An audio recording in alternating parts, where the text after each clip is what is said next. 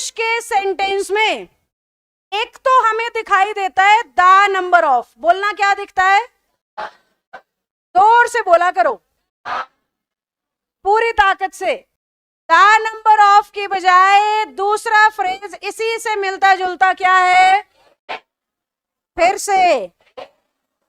दोनों में फर्क क्या है,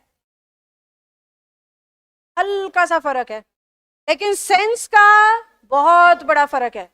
द नंबर ऑफ कहता है बहुतों में से कोई एक, और ए नंबर ऑफ कहता है बहुत सारे। तो ए नंबर ऑफ दिखाता भी कईयों को है और बात भी कईयों की करता है। द नंबर ऑफ दिखाता कईयों को है पर बात किसी। अब इसको सुलझी हुई भाषा में कहा जाए तो द नंबर ऑफ का सब्जेक्ट प्लूरल वर्ब सिंगुलर, पर ए नंबर ऑफ का सब्जेक्ट भी प्लूरल और वर्ब भी, दोनों प्लूरल लिखे हैं, सब्जेक्ट भी प्लूरल वर्ब भी प्लूरल। किस केस में, जब, क्योंकि ए नंबर ऑफ का मतलब है कई और द नंबर ऑफ का मतलब है कईयों में से। अगर किसी बच्चे के पास पुरानी रूल बुक है तो उसमें शायद ये उल्टा लिखा हुआ है, सही कर लेना, नई प्रिंट में मैंने सही करा दिया था। पुरानी, कोई पुराना बच्चा है 1 साल से बैठा है, उसके में गलती हो सकती है। तो the number of subject plural verb singular, a number of subject और वर्ब दोनों।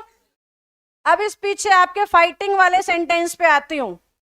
अगर यहाँ पे एग्जामिनर लिख रहा है इज, यहाँ पे लिख रहा है ए, तो अपने को साफ साफ दिख रहा है क्या करना है, क्योंकि ए नंबर ऑफ कह रहा है सारी लड़कियां, ए नंबर ऑफ कह रहा है बहुत सारी लड़कियां, ए नंबर ऑफ कह रहा है जितनी भी हैं सारी की सारी, टोटल, मैनी, ये सब सेंस में क्या आता है, ए नंबर ऑफ। तो सब्जेक्ट भी प्लूरल और वर्ब भी, तो यहाँ पे गर्ल्स भी होगा और आर भी होगा, टीचर्स भी होगा और वर भी होगा, बॉयज भी होगा और हैव भी होगा, यानी दोनों चीजें कैसी चलेंगी, प्लूरल चलेंगी। अब वापस मैं रूल वाली स्लाइड पे आऊंगी, ध्यान से देखना। ए नंबर ऑफ इंग्लिश में बराबर होता है मैनी के। एक रूल समझ आ गया कि ए नंबर ऑफ का सब्जेक्ट भी प्लूरल और, अब मैं कह रही हूं जो काम इंग्लिश में ए नंबर ऑफ करता है ना, वही सेम काम कौन करता है, मैनी, समझे। यानी मैनी के साथ भी सब्जेक्ट भी प्लूरल और वर्ब भी प्लूरल। तो आपको अपने पेपर में बड़ी बारीकी से देखना है, क्या नंबर ऑफ है, ए नंबर ऑफ है या मैनी है।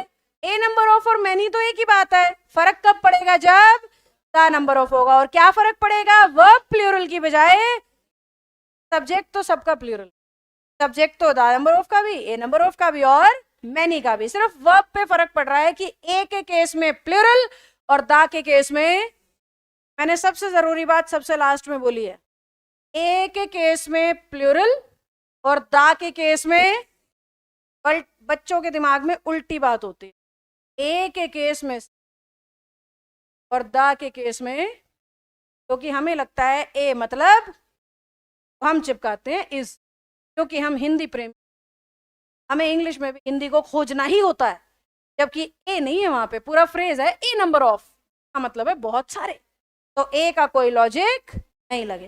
समझ गए हम। अब बोर्ड पे देखते रहना।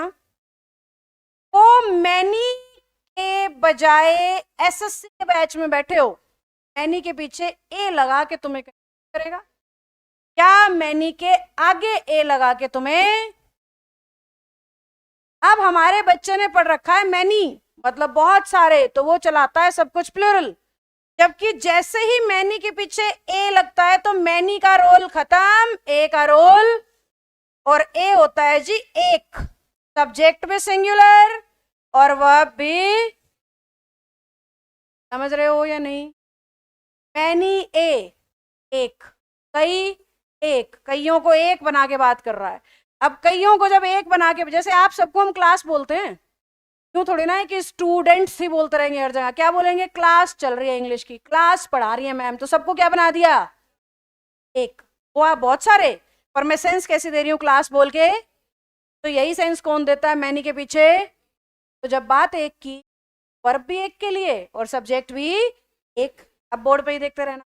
जैसे ही उसने ए को पीछे से उठा के आगे लाया, अब हमारा सब्जेक्ट किससे जुड़ता हुआ दिखेगा, मैनी से। पहले किससे जुड़ रहा था, अब ए से जुड़ रहा था इसलिए सिंगुलर, और मैनी से जुड़ेगा तो वापस मैनी से जुड़ेगा तो प्लूरल, क्योंकि मैनी मतलब बहुत सारे, और मैनी ए का मतलब कोई एक, मैनी ए का मतलब एनीवन। अब एनीवन कहेंगे तो सब्जेक्ट भी सिंगुलर और वर्ब भी, और मैनी कहेंगे तो सब्जेक्ट भी प्लूरल और वर्ब भी। समझे कि नहीं समझे? सब समझे? कोई झूठी हाँ तो नहीं कर रहा?